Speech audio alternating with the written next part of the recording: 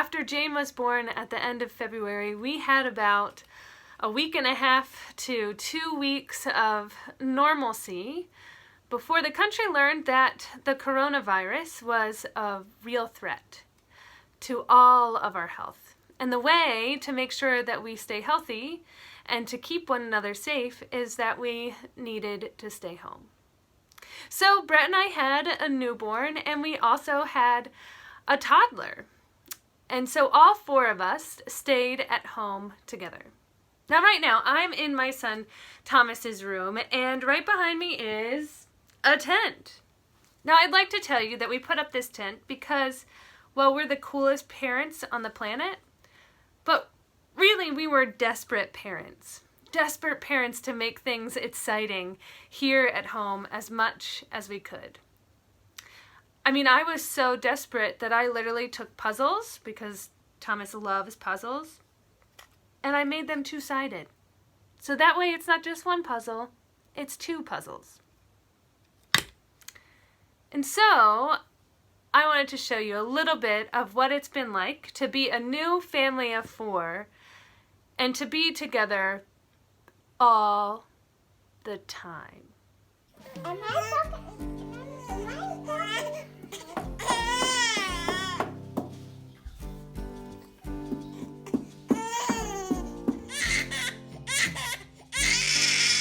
Disgusting.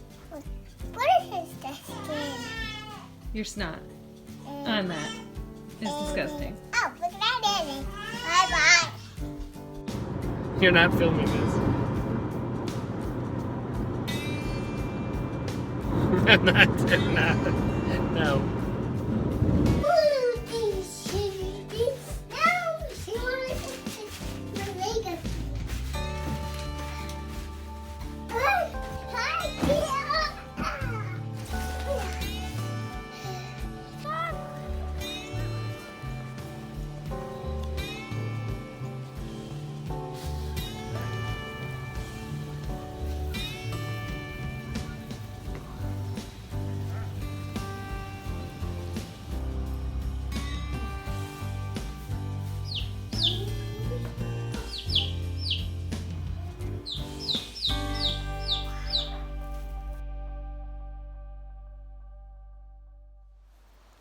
So as you can see, we had some fun together.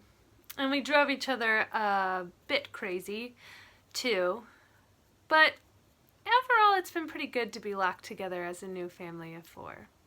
We found some new joy in some new routines. Like every morning, or at least most mornings, after breakfast, Thomas and I color together. Or sitting at the dinner table for longer because nobody has to go anywhere. And we're able to enjoy one another's company. Now our gospel reading from this morning, from the Gospel of John, has the disciples all together in a house together. Because they can't go outside either. Because you see, their teacher and their friend Jesus was just killed. And the same people who killed Jesus was looking for Jesus's followers, was looking for them. And they were afraid for their lives. They were afraid that they were going to experience violence. They also didn't know what their purpose was, I imagine, in this whole new normal where their teacher and their friend was no longer present among them in the way that they were used to. And so I bet that house was filled with anxiety. I bet they too drove each other quite a bit crazy. I bet when someone drank a sip of wine just a bit too loud, it probably annoyed someone else. I bet that they were afraid. That they were so afraid that they were paralyzed and unsure what to do next. And so it was right in the midst of that fear, right in the midst of that anxiety, right in the midst of the time where they were probably driving one another a bit crazy, that Jesus walks inside. Jesus stands there among them and says, "Peace be with you." And then Jesus gives them a gift, the gift of the Holy Spirit. And that gift is one that was given to them, but it was also given to those who came after them. It's the same gift that is given to me and is given to you, and is going to be given to all those who come after us as well. The gift of the Holy Spirit is the Spirit that gives us courage to stand up for what is right, to work for justice. It is that same Spirit that unifies all of us together. It's that spirit of Ubuntu that says, I am because we are. I only exist because of you. Which means you and I and all of us, well, we're incredibly connected together. And so it means that when you are hurting, I'm hurting too. And so I don't know about you, but not only have the past few months been pretty hard as we've heard unemployment hit new highs, as we hear about people who are wondering about where their next meal is going to come from, as we hear about business owners who aren't sure if they're going to be able to open up again.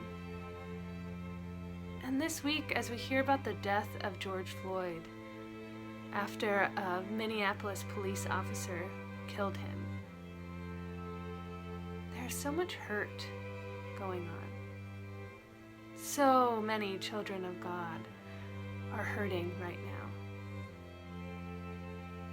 So it's right now that we really need the Holy Spirit. In the same way that the Holy Spirit gave those disciples the courage to leave their home, I think the Holy Spirit is giving us the courage to stand up for what is right, to sign a petition, to speak out, to speak up for what is right, to name racism when we see it, and to evaluate ourselves to see how we play a role in that. I think the Holy Spirit is calling us together.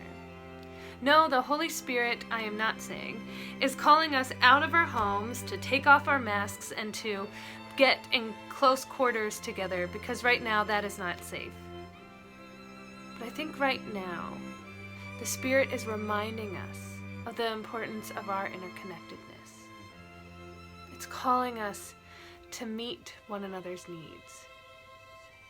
I see the Spirit at work in Gloria Day as all of you have come together to collect food and diapers and formula and baby wipes to hand out to people who are in need on Saturdays. No questions asked, people can just drive up and get food. And so in this time where there is a lot of uncertainty, we're able to stand up and say nobody should be going hungry. And so on this Pentecost Sunday, let us remember how connected we are to one another. And let us work for justice and peace, and to have courage, and to not be afraid. Amen.